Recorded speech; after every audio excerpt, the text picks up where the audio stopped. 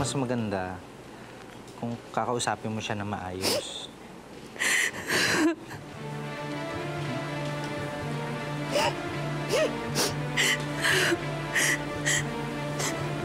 Bakit?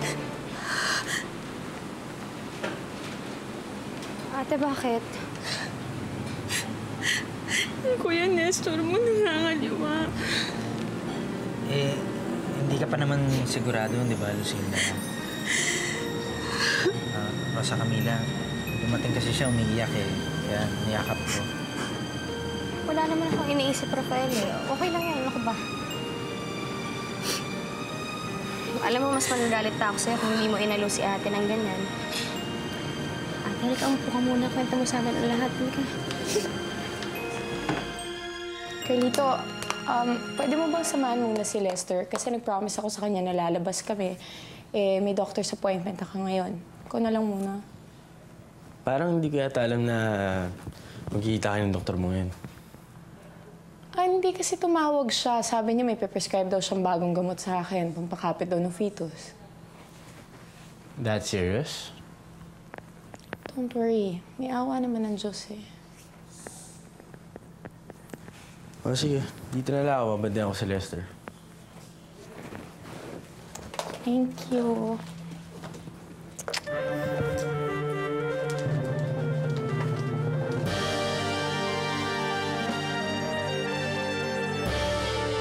Ate, mabuti pa kausapin mo siya ng harapan. Eh, paano kung hindi umamin? Eh, baka naman walang dapat aminin. Bakit ba ganyan kayong mga lalaki nagkakampi-kampihan? Lucinda, wala naman akong kinakampihan. Eh, paano naman kung talagang wala siyang kailangang aminin sa'yo? Eh, ganyan din naman kayong mga babae, di ba? Tulad ni... Nino? Hindi, wala. Hindi na natin pag-usapan niya. Lucinda, mabuti pa. Hanapin mo yung asawa mo. Mag-usap kayo na maayos.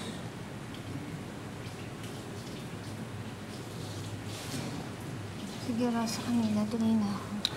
Ingat ka, te. Pasensya na.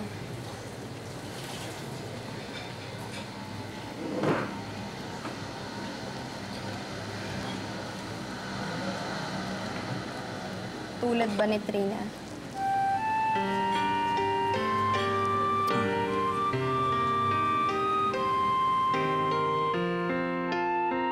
Kailan susundo mo ko, Daddy? Okay, kung pwede ka bukas, bukas na tayo.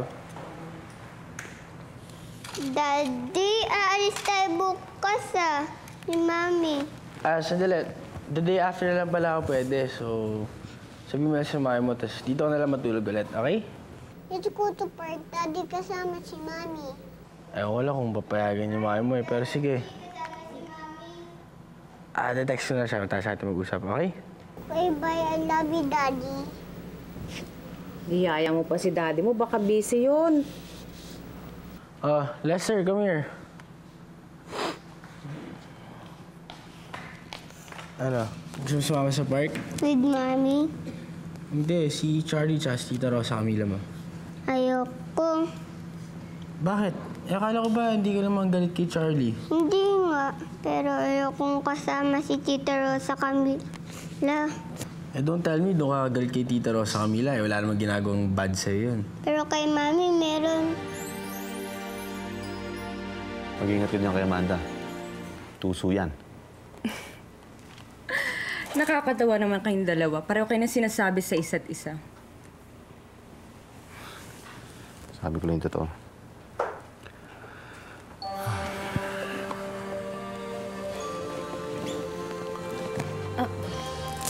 Napuwing yata ako. Pakitignan mo nga.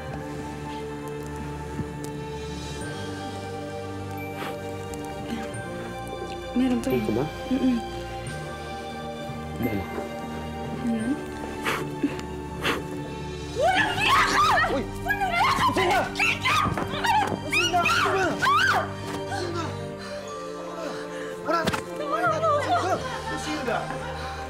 Ano bang kalokohan nito? First, it's your mother. Then, it's your sister. Hindi niyo ba lulubayan ang anak ko? Lubayan niya muna yung asawa ko! Huling-huli ko sila! Nag-aalikan sila! Lucinda. Lucinda. Hinipa ko lang yung mata niya. Napuwing siya. Oh, tamo? Tapos pinagbibintangan mo agad. Ano ibig sabihin ng text ni Rial sa cellphone ni Nestor, ha? Na magkita sila sa isang lugar, ha? Magkita sa isang lugar?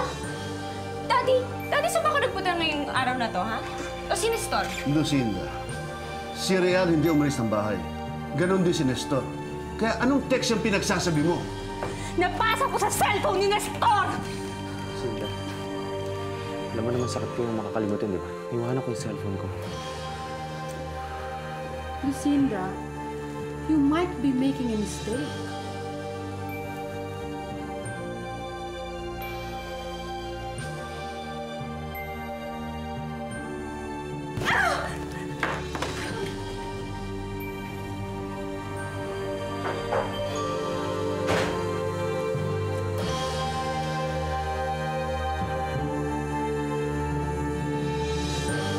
Kailan ba lahat ang mga alipores ni Gerald? Oo. Wala na ba siyang ibang malalapitan bukod sa inyo? Oo. Eh kung gayon, ba't di pa siya sinusunod? Ba't hindi na lang kayo ang bayaran ko? Siyak, mas malaki pa yung hati niya kaysa sa inyo, di ba?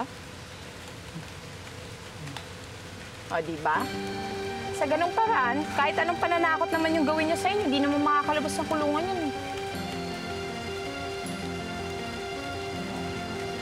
150,000 para sa mga tapes at sulat na ipinapanakot sa akin ni Gerald. Tig 50,000 kayo doon. At hindi lang yun, 10,000 piso buwan-buwan para sa isang taon. Katapos nun, magkalimutan tayo. Pag-isipan niyo mabuti na. Sige. Pare, mukhang tama yung babae ni Gerald, ah. Di na makakaabot sa ating mo na yon kapag di tayo nagpakita doon. Paano naman si Totoy? Bakit kasi umuko ka pa kagad? Alam mo, apat tayo dito. Pare, kalimutan mo na si Totoy. Sabihin mo hindi natuloy yung usapan. Hindi naman makakapunta kay Gerald yun sa kulungan eh. Hindi na rin makakapiyok yun. Diba? Carlito, kanina pa nga ako tawag ng tawag, tsaka text ng text, eh hindi sumasagot. Ano ba sa palagay mo? Carlito, pwede ba huwag mo nang guluhin yung kapatid ko dahil marami pa siyang trabaho. Tumawag ka na lang pag wala siyang ginagawa. Bastos ka rin ano? Paano? Ang tigas ng ulo mo. Hindi ka madaan sa matinong usapan. Oras ng trabaho ngayon. Gusto mong magsumbunga kay Daddy? Tingnan natin kung kanino siya kakampi ngayon. Sinusubukan mo talaga ako, no? O sige, don't work na lang. Para makita ni Daddy kung gaano ka katamad. Para palayasin ka na niya talaga. O gusto mo, gamitin mo yung cellphone ko para maituloy niya ni Carlito ang inyong pag-uusap.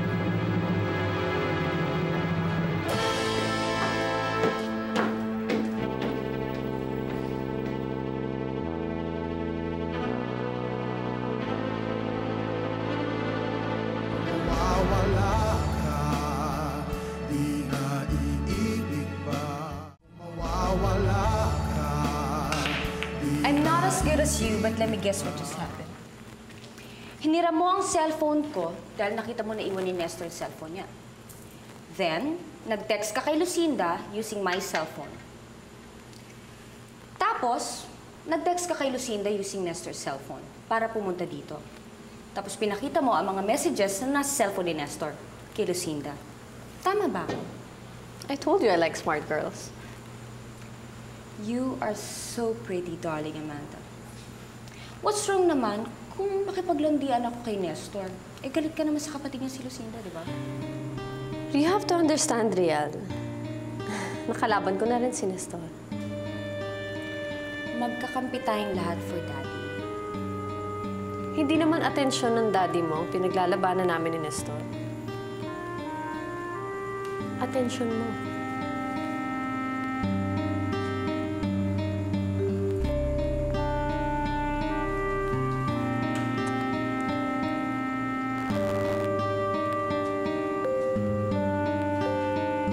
There's a Spider-Man. Ew.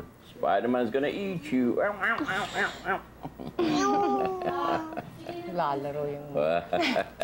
Yung mas matanda. Let me see. Kakain na po tayo. Halika na, kain na tayo. Okay. Let's Angie, have sumabay ka dinner. na sa amin. Oh boy, you're heavy. Yay! Missy, ka na. Ito sila sa... Eat plenty, eh? There. Okay. Sarap. Okay, you sit here. Sarap na food. There. Ikaw muna i-eat, sabi si Mami, ha? Kaya tayo ito sa pwesto. Rosa Camila, pagpunta nyo nga pala sa park, gusto ko kasama ko para walang mga chismis. Oo. May pupunta palang bata sa park, pero ayaw isama ang lolo niya. Di ba, Charlie boy? Lolo, if you want to go, you sama. I could go? You can sama. Okay. Lolo can sama. Ayoko, Mami, magiging official visit na naman yan. Tapos, etchipuera na naman si Mami Alicia. Gusto lang niya makasama yung parents niya. So, pabayaan mo. Gusto ko lang sumama dahil para walang chismis. Pabayaan mo na sila, Alicia. Gusto makasama ng apo natin, ang mga magulang niya. Oh. Ano naman sama nun? May asawa si Carlito. Nakakalimutan mo. Oh. Ang anak naman nila nag-request, hindi naman si Rosa Camila. Tama ba ako, Rosa Camila? Of course, Daddy. What is the question? I wonder. Ito talaga. Dad, tanong. No more na? Sige na, you finish na konti na lang. Super konti na lang. Sir. Wow. Oh, baby. Tapusin mo na yan, ha? Para pagkatapos niyan, magbibis ka na. Okay.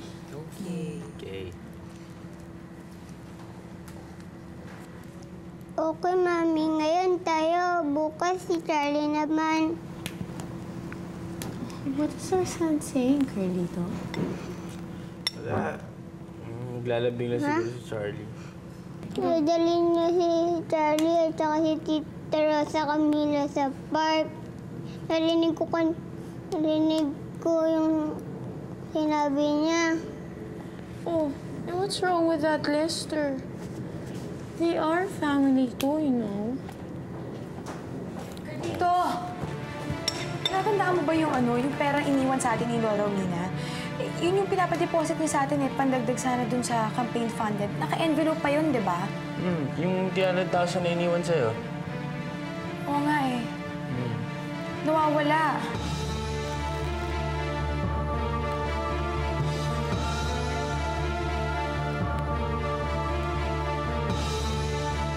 Ano ba naman yung masama kung lalabas kayong tatlo?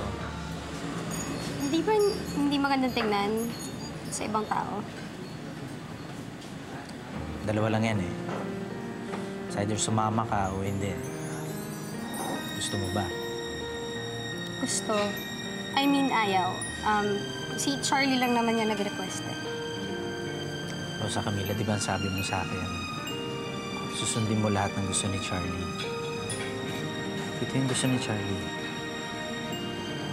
Hindi ka mo magagalit. Hindi mo naman ako bibigyan ng rason para magalit, di ba?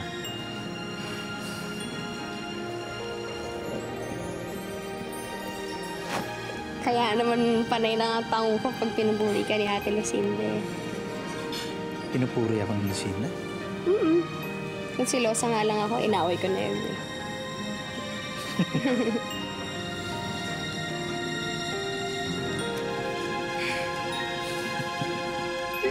Mawawala ka, di na iibig. Mawawala ka. Bilangin niyo para sigurado. Titiwala kami sa'yo. Ang tape at ang mga sulat. Yan.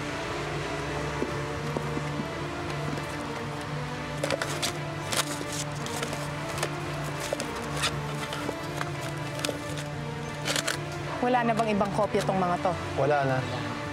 Sigurado, ah. Sigurado. Umalis na kayo. Tayo na, pare.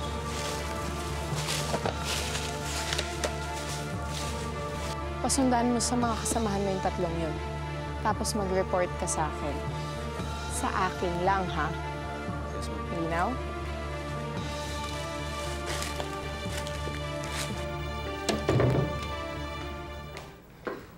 Anong oras ka darating bukas? Nagpaalam ako kay Daddy, leave ako kasi ipapasyal ko yung anak ko. Hindi pwede. Pupunta tayo ng Mindoro bukas. Ano ba talagang balak mong gawin sa akin? Gusto mo akong gawing Cinderella? Eh, nagpaalam nga ako kay Daddy eh. Eh, hindi nga po pwede. Baka nakalimutan lang ni Daddy ko ng schedule niya bukas. Bukas ibibigay ng Mayor's League of the Philippines ang boto nila para kay Daddy. Hindi natin gusto mabulilyaso yon. Marami tayong ini-meeting kaya dito ka matutulog at tatawag ka na lang sa inyo. Paano yung anak ko? Aasa sa wala? Akala ko ba nag-usap na tayo na hati tayo dyan sa trabaho? Ay nako, senyorita. Ako na nga itong nagkakandakuba sa paggawa ng mga trabaho mo. Pambihira ka naman eh. Tatanggap-tanggap ng trabaho, hindi naman pala seryoso. Mahirap bang intindihin na may sakit ang anak ko at kailangan niya ako? Mahirap din bang intindihin na isang linggo na ako ang gumagawa ng trabaho mo? Huwag naman sanang makapal ang mukha mo, no?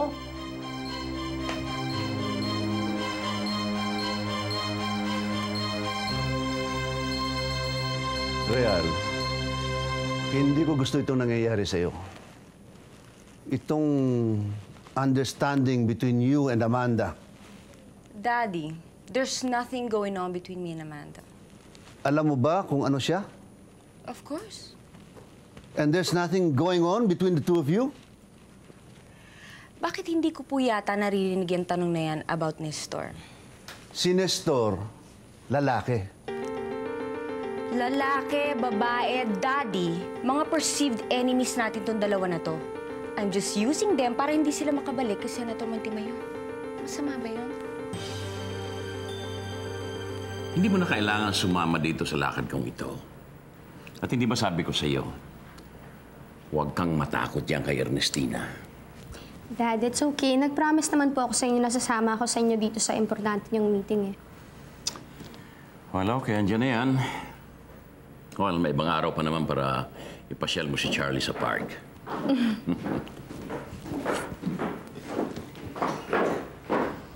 Ready? Anytime you are. Excuse me, Senator. Kafa-fax lang po nito. Meron daw pong bagyo sa Mindoro and hindi matutuloy yung convention ninyo tomorrow. Excuse me. You may go. Thanks, Dad. Pasyal mo si Charlie sa park. Dad, sure ba? Wala na akong ibang gagawin? Wala na sa Ilay na sa Ernestina, bahala. Thank you, bye-bye! Okay. Oh, sana naman pupunta yon. Wala na bang ibang trabaho para paalisin yon? Si Ernestina na ang bahala. Oh, magpa-park, may bagyo.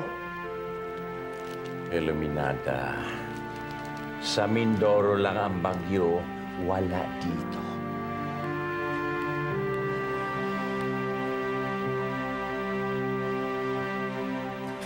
Bakit hindi siya nagpasabi? Akala ko okay na sa kanya. Payag talaga si Rosa Camila na samahan kayo, kaya lang masyadong marami ang trabaho niya. Sige po, mauna na kami. Sige.